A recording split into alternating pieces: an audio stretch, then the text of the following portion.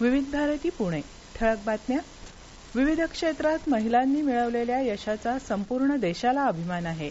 21व्या शतकातल्या तंत्रज्ञान क्रांतीचं नेतृत्व देशातल्या महिला करू शकतात असा विश्वास व्यक्त करत पंतप्रधान नरेंद्र मोदी यांनी आज नारी शक्तीचा गौरव केला. सशक्त नारी विकसित भारत या कार्यक्रमात ते नवी दिल्लीत बोलत होते. या कार्यक्रमात देशभरातल्या नमो ड्रोन दीदींनी शेतीसाठी ड्रोन वापरण्याबाबतची प्रात्यक्षिकं सादर केली. गर्भाशयमुख कर्करोग नियंत्रणासाठी काल धारावीतल्या मुलींसाठी HPV लसीकरण मोहीम आयोजित करण्यात आली होती.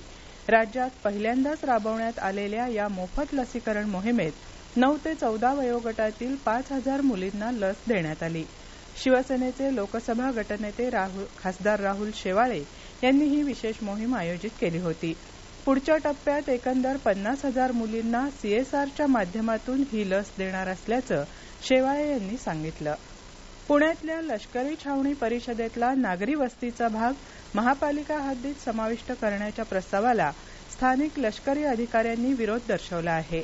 लष्कराच्या दक्षिण विभागाच्या अधिकाऱ्यांनी या संदर्भात आक्षेप नोंदवणारं पत्र राज्याच्या मुख्य सचिवांना पाठवलं आहे. छावणी परिषदेतला नागरी वस्तीचा भाग महापालिका हद्दीत समाविष्ट झाल्यास तिथल्या बांधकामावरील सध्याचे निर्बंध कमी होतील. हे त्या परिसरातील लष्करी आस्थापनांसाठी धोकादायक ठरू शकेल अशी भीती या पत्रातून व्यक्त करण्यात आली आहे. या संदर्भात दिल्लीत लष्करी अधिकाऱ्यांची बैठक झाल्यानंतरच हे आक्षेप नोंदवण्यात आले आहेत. पुणे शहराच्या विविध भागात सध्या सुरू असलेल्या उड्डाणपुलांच्या अपूर्ण कामामुळे त्या परिसरात वाहतुकीची प्रचंड कोंडी होत आहे.